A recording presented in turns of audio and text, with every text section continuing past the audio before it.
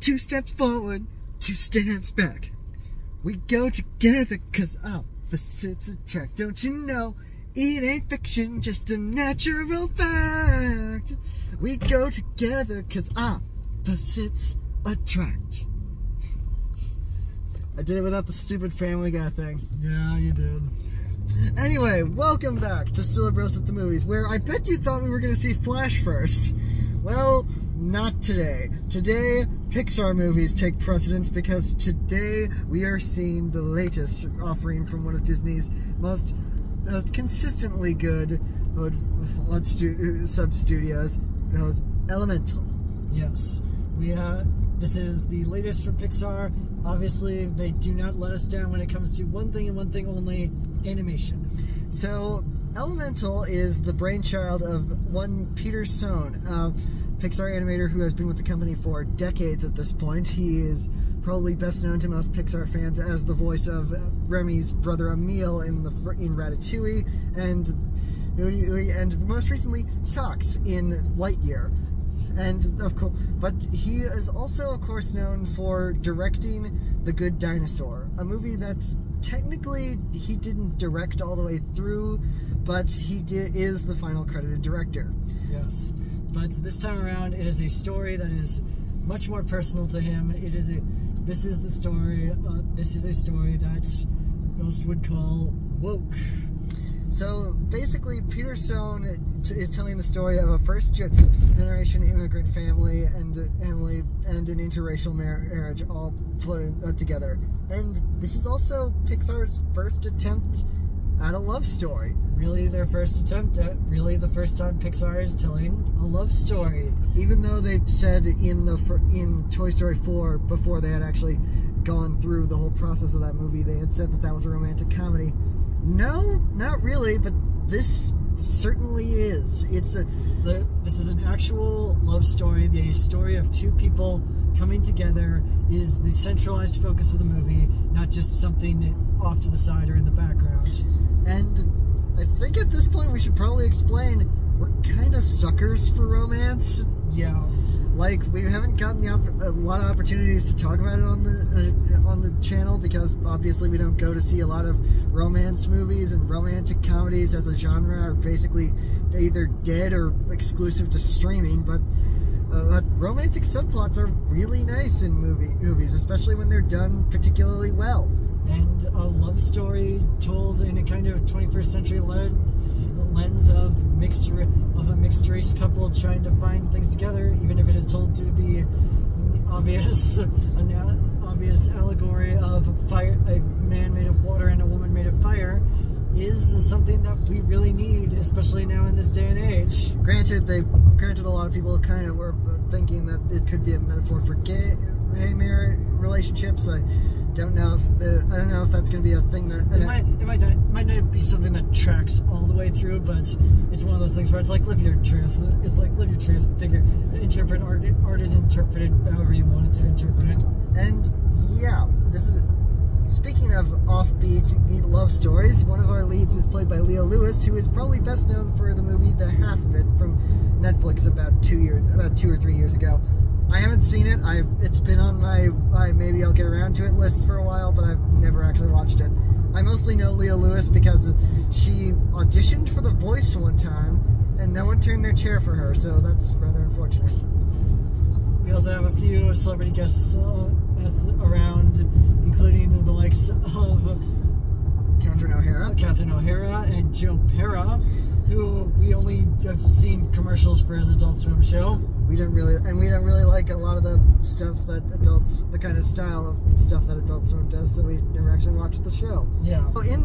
Also in this movie is Ronnie Del Carmen, the co-director of Inside Out. So I assume Peter Sohn was in the other side of the vocal booth, just being like, "Now it's your turn to voice a character, bastard. Well, I'm the director." Yes. But other than that, this seems like an interesting story, and it really seems like this is the kind of world where they built a world for these characters to live in, and that's why it's such a simple story to play in, because Because it's the world that they have to figure out. They need to figure out how these characters live their day-to-day lives when they are made of one of 4 different elements. It's also an interesting idea, a different concept visually, just because these characters are different. All of these characters are in some ways very different than just any regular animated character. Because the characters are made of water, or made of fire, or made of wind, they need to make these characters show up and be realistically rendered in the world. Granted, this is not exactly outside of Pixar's wheelhouse, but Pixar is at the point where they just do this thing where they develop new technology to render and animate entirely weird projects that no one would have ever seen coming. And the characters obviously need to move and to appear different than any other animated movie that they've done before, and so far it looks amazing. From an animation standpoint, at least, like the character of Ember is going through has all these color shifts in one scene, and Wade, the guy made of water, looks like he just kind of flows naturally. And it's very interesting to see. And it's one thing that's going to be extra interesting to see when we get into the theater and see it on the big screen. Because again, it's awesome to see Pixar movies in the big screen again. Though the weird thing is, I don't think we've seen any trailers for this on the big screen. I don't think we have it. Yeah, I don't think we have either. It's weird that we've seen a lot of movies. In case you haven't noticed, we've seen a lot of movies lately, but I don't think we have seen a single trailer for Elemental on the big screen yet. No, I don't think we've seen any in a movie. I don't think we've seen a trailer for this movie in a movie theater. Maybe we saw the teaser once back when it came out, back around the time it came out. Maybe. But that's about all I can think of right now. Yeah. I don't know. But Elemental, it looks like another Pixar win. I don't know if it's going to be out of the park or just a bunt to first, but I'm giving Peter Sohn the benefit of the doubt, because while I didn't particularly care for The Good Dinosaur as much as our video seemed to imply, I have faith that a movie that wasn't total hell on the production side can actually be something that he would excel in, especially since he's playing with elements that nobody has ever, people have done it, but nobody at Pixar has ever tried to play this much with them. Especially since back in the day, if you knew anything about the original Toy Story, a romance subplot was one of the don'ts that they didn't want to do with Pixar movies. And now it's the focus. And yeah, I think this could work. I hope this will work. There's only one way to find out. So I guess we'll see you after the jump. I don't know if it was not having the highest of expectations, but I loved that movie. Yeah, that was some good Pixar. Maybe not in the top tier, but it's a fantastic. I loved it so much, and I really hope that Peter Sohn has a bright future, whatever he does next. This really shows that he's got some directing talent. The Good Dinosaur was a mess production-wise, but this is just wholly his story, and I think he told it well.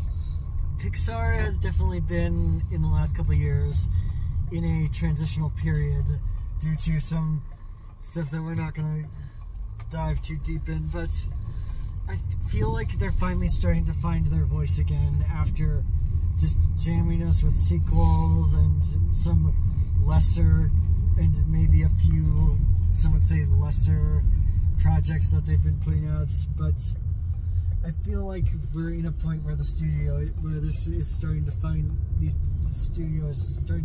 voice, a new voice for itself. And whatever that may be, they're finding it with these incredibly creative and beautiful movies. One of the big there's two things that I really want to focus on. One is the animation, which is, of course, as a Pixar movie is known to do, is gorgeous. I loved the creative aspects of the universe that they created, with everything about how these characters exist in a world where for the most part a lot of people can't touch other people without some terrible side effect coming upon them.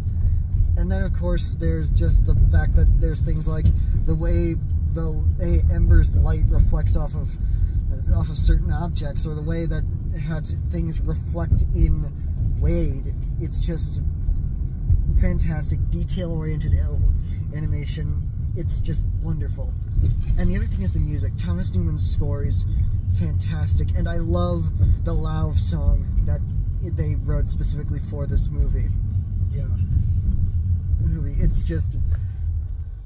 It plays during the falling in love montage, it plays during the credits, and it's just this wonderful song that's just about nothing more than just falling in love when you don't expect to. And that's what this movie is about, ultimately, is two people falling in love when they don't expect to. And it is this incredible love story that just makes you want to fall in love, and it gives you every emotion that all great romances give you.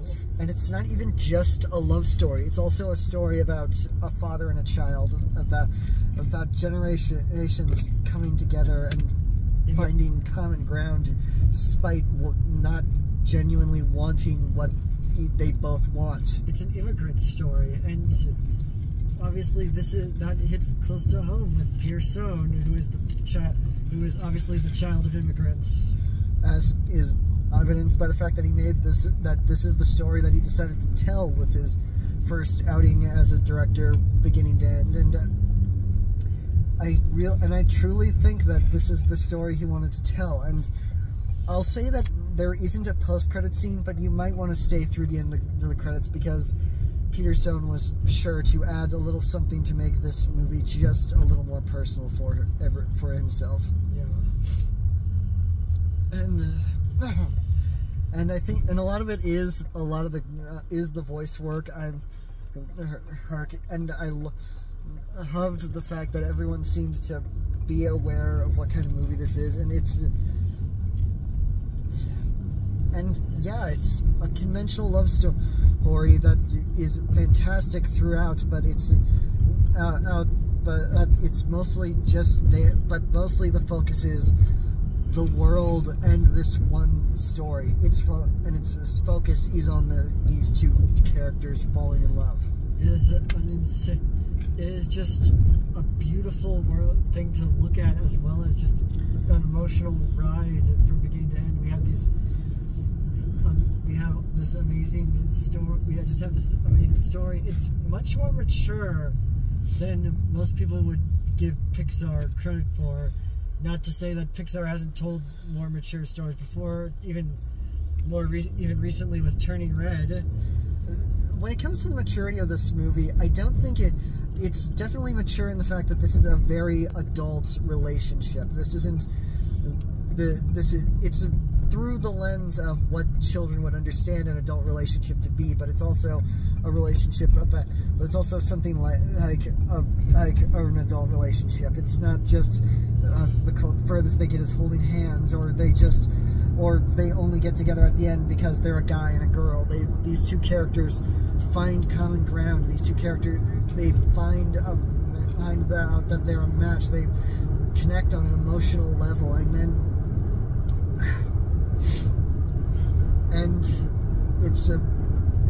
it's so well told through the chemistry of these characters that you see little glimpses at first, and then eventually it just starts to blossom as the whole story comes along, and they make each other stronger through the power of through the relationship. They did a very good job of focusing in on that, and also I just gotta say I thought it was hilarious every single time Catherine O'Hara had to cry in this movie, because there's just something about the way that her voice carried those cry scenes that just makes me think, that's hilarious. She's just so funny. Scream Kevin at some point, please. I know it doesn't make any sense, but but throw that in there somewhere. Yeah. For the record, I've never seen an episode of Schitt's Creek all the way through. Yeah. But yeah, this has been a lot of was a lot of things to get through. It's a very different kind of Pixar movie in the way that it's not telling a story that the allegory is a little more obvious, upfront, and personal, which is one of the reasons why Twitter kind of had a little bit of a fit about a certain aspect of this movie that if you've seen it, you know. It's just the fact, a lot of people I think are basing this on just the fact that, it looks like a parody of a Pixar movie, a movie about elements falling in love with each other. That's like your bog standard animated movie. The thing is, the fact that the reason you go to a Pixar movie is the execution. Cars is not the best Pixar movie by our estimation, but at the very least, it does have a bit of the Pixar execution that saves it from just being another talking object animated kids movie that you would see a million times over. Pixar is not exactly. Not every Pixar movie has to be wholly original, but the way that Pixar does their movies, there's something different about them. Luca is basically a gender-swapped little mermaid, and Turning Red is basically Teen Wolf. A Bug's Life is unapologetically the Seventh Samurai, but it's the execution that really matters, and Pixar knows how to execute these ideas in ways that make it original and fun and happy, and I just love the fact that this movie is just such a normal love story, but it's so wonderfully told that I can't wait to see it again. Yeah. It's art is what it is, and I know that the Cannes Film Festival crowd were lukewarm at best on this, but I still believe that this is genuinely, if not the upper echelon of Pixar, just another straight down the plate good Pixar movie. It's really just kind of something to behold, that the animation on the characters was so insanely good. You see, they move differently than each other. The characters not only move differently from each other, but from any kind of Pixar character we've seen so far. We see them because they had to basically recreate how characters can move, because they're made of different elements. They're not made of flesh and bone or plastic or whatever the inside-out gremlins and kids in somebody's head are made of. The fire people move differently than the water people. The people who move differently than the earth people, and that's fantastic. It's clear that they had to come up with new rules and new technology to make everything make sense. It's not a movie that Pixar could have made 10 years ago, just because of the fact that they would have had to do a lot of different things. They had to take a lot of the rules that they've come up with for CGI animation and then break them because that's where the technology is now. And I think that's just wonderful that they were managed to break new ground as a studio while also be able to tell a compelling enough story. I'm just gonna also point out that I'm probably gonna be listening to that Lao song at least one more time before bed tonight. Yeah. But yeah, Elemental is another fantastic Pixar movie. I don't know what everyone else's opinion is going to be on it, but I really thoroughly enjoyed it, and I cannot wait to see it again. Yeah. Anyway, that's it for right now. Be sure to like this video, subscribe to this channel, share this video, leave in the comments what you thought about Elemental, and don't forget to tune in next time when you want to get nuts. Let's get nuts. Bye.